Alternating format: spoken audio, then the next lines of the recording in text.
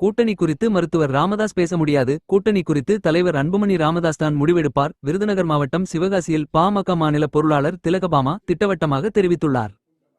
பாமக தலைவராக தேர்தல் ஆணையம் அங்கீகரித்து கடிதம் வழங்கியுள்ளதை சிவகாசியில் பாமக பொருளாளர் திலகபாமா தலைமையில் பட்டாசு வெடித்து இனிப்பு வழங்கி கொண்டாடப்பட்டது. இதனைத் தொடர்ந்து செய்தியாளர்களை சந்தித்த பொருளாளர் திலகபாமா பாமக தலைவராக ஆகஸ்ட் 2026ஆம் ஆண்டு வரை அன்புமணி நீடிப்பதாக கடிதம் வழங்கியுள்ளது பாமகவில் இதுவரை நீடித்த குழப்பங்களுக்கு தீர்வாக அமைந்துள்ளது. இது மிகப்பெரிய உற்சாகத்தை தந்துள்ளது. மேலும் இது மருத்துவர் அன்புமணி ராமதாஸின் கீழ் ஒருங்கிணைந்து செயல்படுவதற்கு உத்வேகத்தை கொடுத்துள்ளது.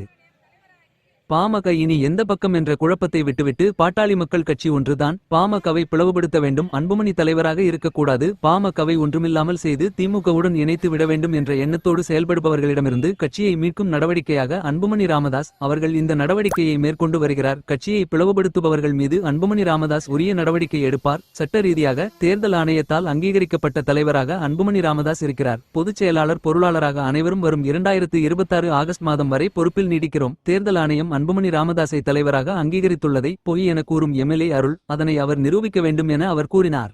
இதுல ரொம்ப குறிப்பா இந்த கட்சியை பிளவுபடுத்த வேண்டும், இதில் அன்புமணி தலைவராக இருக்கக்கூடாது என்ற முஸ்திபுகளோடு சில பேர் செயல்படுறாங்கல்ல, அவங்ககிட்ட இருந்து காப்பாற்ற செயல்பாடு தான் இப்ப நகர்ந்து வந்திருக்கிறது. இன்னும் சொல்ல போனால் மருத்துவர் அன்புமணி ராமதாஸ் வேண்டாம் என்பது கூட கிடையாது. கட்சியவே ஒண்ணும் இல்லாம ஆக்கணும், இல்ல திமுக கிட்ட கொண்டு போய் சேர்த்தணும் நடைமுறையோட சில பேர் செயல்பட்டு கொண்டு இருக்கிறாங்களா, அதுக்குத்தான் இப்போ முழுமையா பாட்டாளி மக்கள் கட்சியின் தலைவர் அவர்கள் மிகப்பெரிய விஷயத்தை கையில் எடுத்து எல்லாத்தையும் ஜனநாயக ரீதியாக சட்ட ரீதியாக அதை செயல்படுத்தி முடித்திருக்கிறார்.